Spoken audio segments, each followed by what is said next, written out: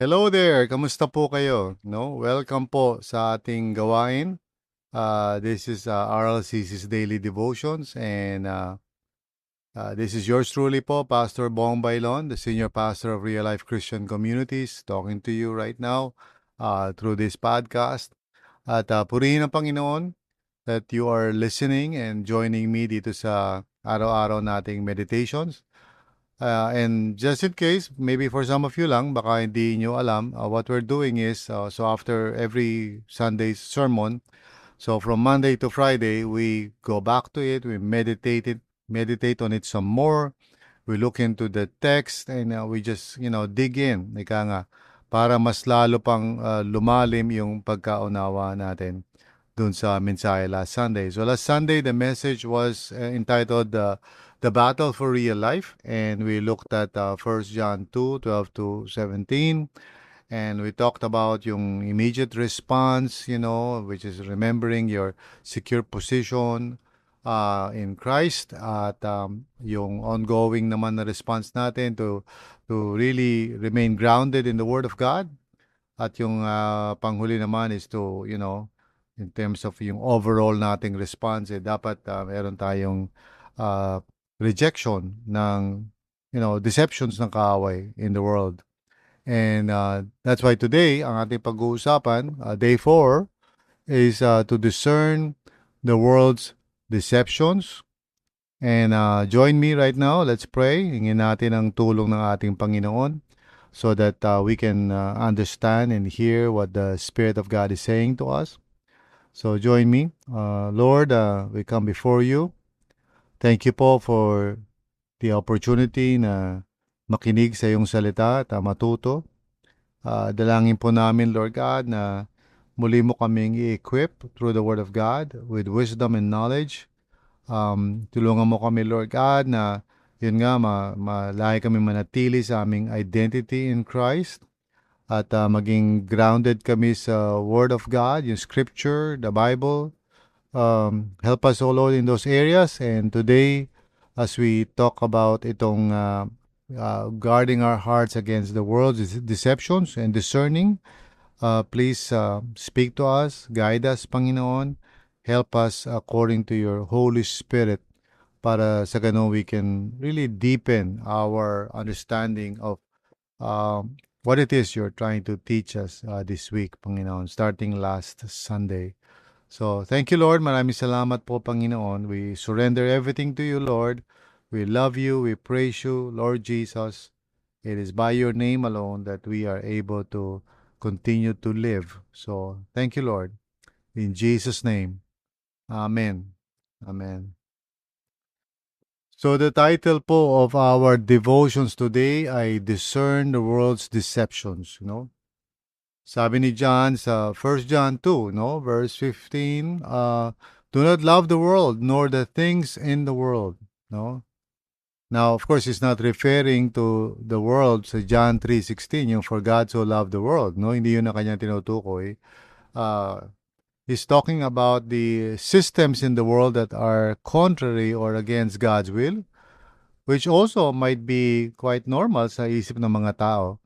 But upon further discernment, makikita natin if we are aware, na some of the things in this world that may seem like parang, parang neutral lang o maaaring hindi naman talaga, explicitly evil.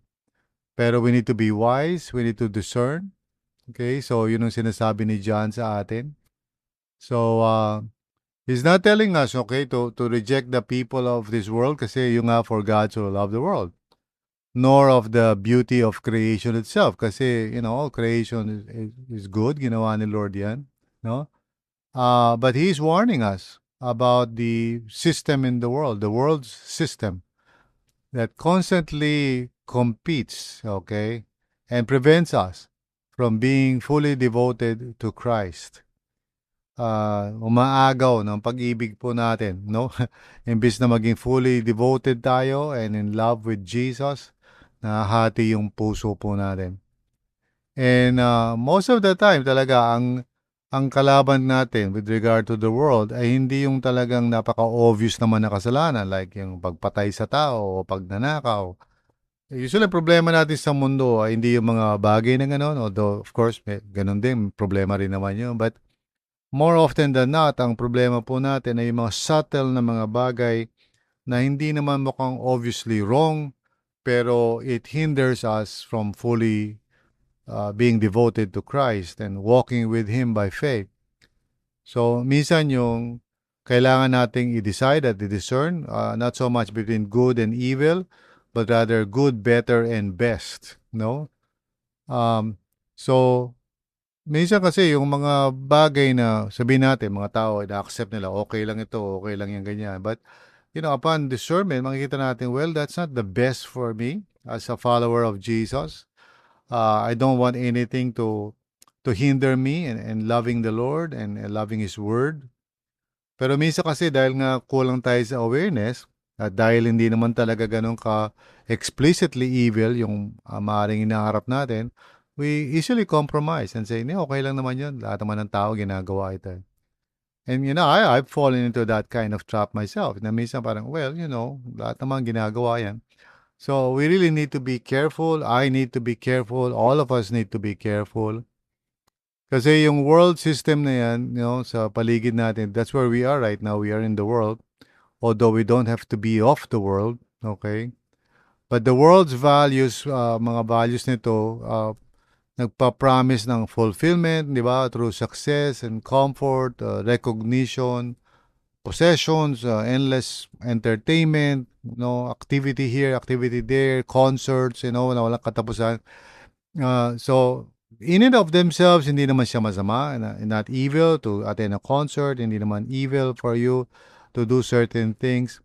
Pero we need to be wise enough to say, teka muna, maybe this is preventing me from, for example, from going into the Word of God. Kasi puyat ka, inantok ka, sa kaka-attend mo ng concert o kaka-party mo. So wala kang energy to meditate on the Word of God or to pray.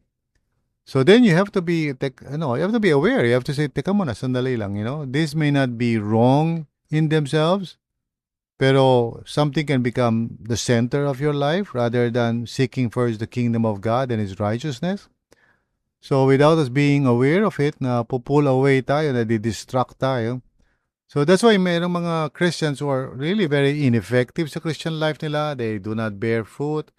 They do not win others to the Lord. They do not grow in character. Wala lang. I mean, they're Christians by name, pero wala lang. They don't really bear any kind of fruit. So, ang reason madalas is because they've allowed worldliness to creep in. They don't pay attention anymore to the Lord or His will for their lives. They pursue yung kung ano man yung ino-offer ng mundo na ito na masarap, enjoyment. Isip nila wala man akong ginagawang kasalanan, which actually may be true. Pero in reality, dahil doon na napunta yung puso natin, hindi na natin napaprioritize yung mga bagay-bagay.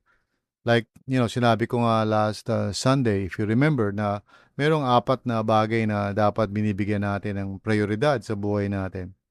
Una-una yung ating salvation calling, no? So, putting our faith and trust in Jesus as far as our Lord and Savior is concerned, no? We need to surrender to Him completely. That is God's purpose for our lives and allow Him to be the Lord and Savior of our life. Secondly, priority dapat yung tinatawag na sanctification calling, or in other words, yung will at purpose ni Lord to transform us into the image and likeness of Jesus. That involves, sacred rhythms or sacred discipline, spiritual disciplines, ganyan, and being in community with others. Kasi priority yan yung becoming more like Jesus so that God can entrust to us His power to accomplish the things that He would want us to do, no? Thirdly is of course yung situation and life calling natin. Hindi aksidente po yan. That's part of God's will and purpose. Kung tayo is single or married, without children, or married with children, or married with grown-up children, or complicated, whatever na napasok natin sitwasyon. But really, the truth is, kung saan man tayo naroon, meron tayong priority doon. May responsibility tayo. Okay? As a husband, may responsibility ako toward my wife. As a father, may responsibility ako toward my children. Okay, kahit na grown up na sila, for example, I need to mentor them, disciple them as well. And then fourth, the fourth priority natin is yung ating service to God, our service calling. And so hindi mo pwedeng sabihin talaga na, well, okay lang naman yan, di mo masama yan eh. Kung yung apat na bagay na yun ay nagiging, kumbaga, less priority o nako-compromise sa buhay natin, well, we need to be aware of that, okay? Because that means we are no longer walking in the truth and in the light. So, yeah, that's something that I want to say, gusto ng Panginoon that we fulfill our calling. So, kung hindi mo na nagagawa yun because of something na sabihin na natin, hindi naman talaga outwardly or explicitly evil, maybe other people would say na parang, okay lang naman yan, wala masama dyan eh. But for us who want to grow in our relationship with the Lord, hindi pwedeng yun na maging standard natin dyan. Hindi natin pwedeng sabihin na, sige, total, lahat naman ng tao ginagawa yan. No? Spiritual maturity includes learning to discern, to ask wise questions, and even maybe to say no to certain things. Okay? So, being close to the Lord and following Him must be intentional, otherwise it does not happen. Kailangan lagyan natin ng structure yung buhay natin o yung rule of life, no? The word rule, galing sa Latin regula, refers to the yung trellis, yung parang kahoy na nilalagay mo para yung halaman ay gagapang doon, in other words, kailangan natin ng rule of life para yung buhay natin does not become wasted, but rather continues to become fruitful, no? So we need to ask questions like that, na ito bang bagay na to, even though hindi naman masama, will it hinder me from growing in my faith? Will it hinder me from serving God? Will it hinder me to be in community with others para I can grow in my character? So we need to ask those questions. Minsan kasi we compromise on those things. Kaya nangyayari na apektuhan yung ating experience of real life in Christ. No?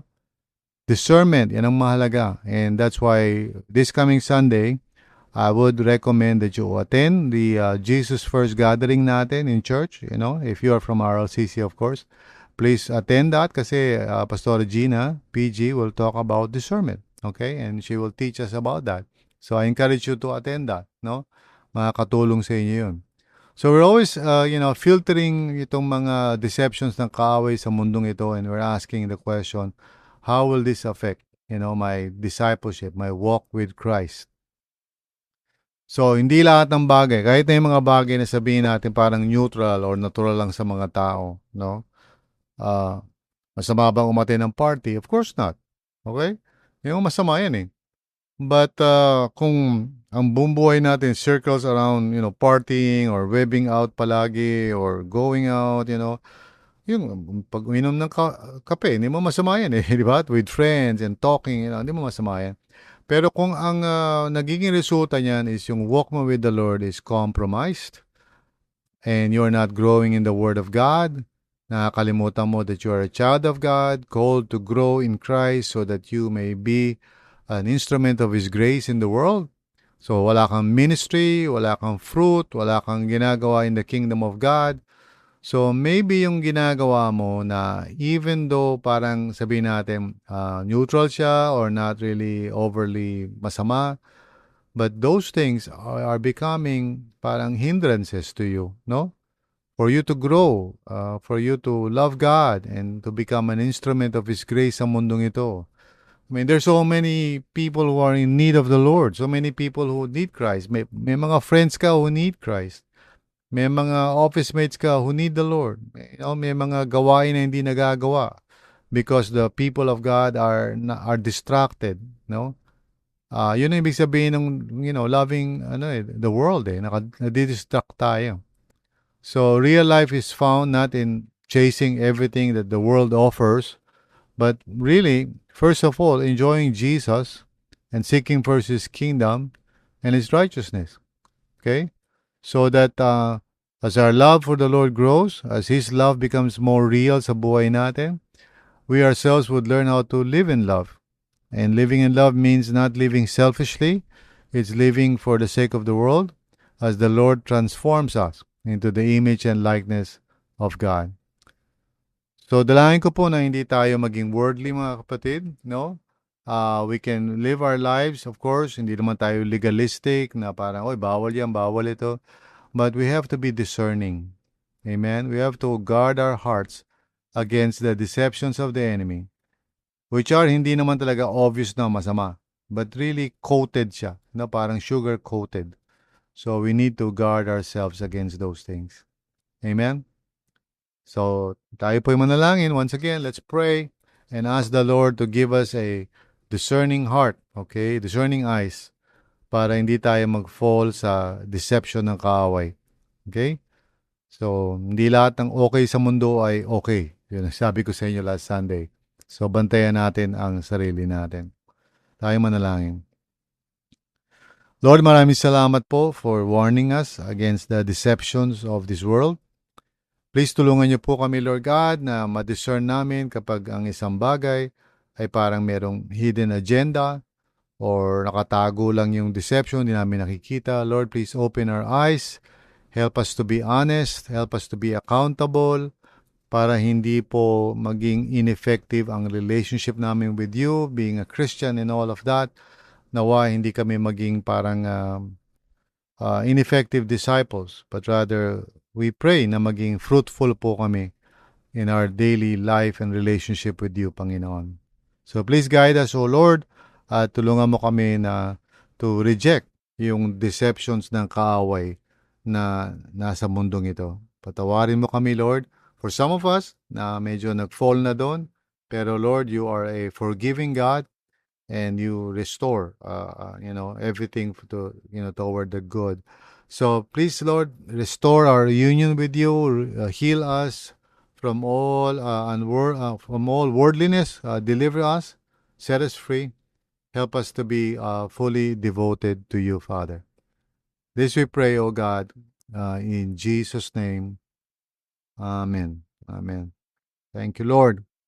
Salamat po sa inyong pakikinig once again, and of course, muli na request lang ako, kung kaya lang naman, it would really encourage me and help me na maglagay po kayo ng kahit konting comment kung saan kayo nakikinig, maybe just like it or whatever, no, na para lang malaman ko na, uy, praise God, may mga nakikinig pala, and thank God for that.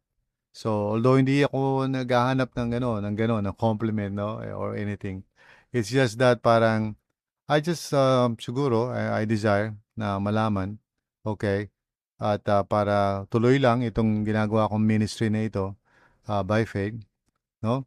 So, kung ilan man sa inyo ang parang magko-comment, that would be a very encouraging thing. So, salamat po. God bless and take care as always. Always focus on the Lord Jesus. God bless.